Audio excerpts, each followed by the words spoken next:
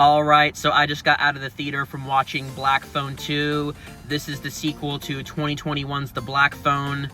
The original Black Phone is one of my, definitely amongst my top 10, top 15 horror movies of all time. And I know me and many other fans of the original Black Phone were all kind of in agreement that it didn't really need a sequel, it didn't set itself up for a sequel, so when they did announce it, you know, like most people, I was skeptical, nervous, but they announced that Scott Derrickson would come back to direct it, so I got a little bit of hope from that.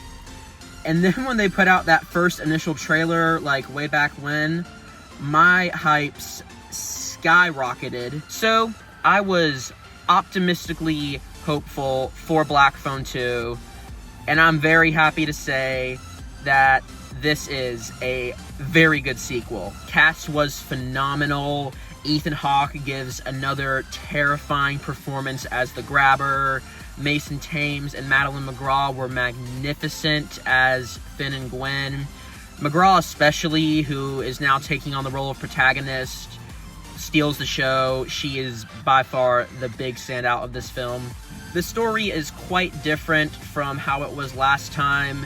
It's essentially a Nightmare on Elm Street film with a Black Phone skin thrown over it. After Finn killed the Grabber in the first movie, he has now gone on to become Freddy Krueger. He is now a vengeful spirit that is stalking Gwen's dreams, trying to kill her, trying to get revenge on Finn. Essentially the exact opposite of the story in the first film.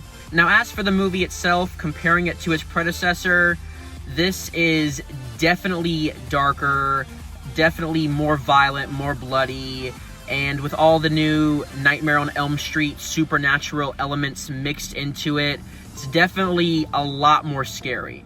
I also really liked that I got to learn a little bit more about the Grabber's backstory, and I got to learn a little bit more about Finn and Gwen's mom and, you know, what happened with her.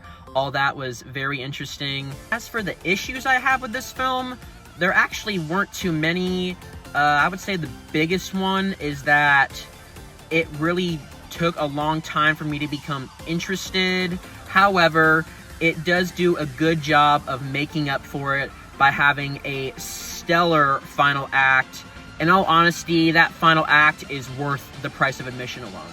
Although I do still think the first film is better, Black Phone 2, despite my initial skepticism, wound up being a great sequel and another great horror film from this year. I'm giving Black Phone 2 an 8 out of 10.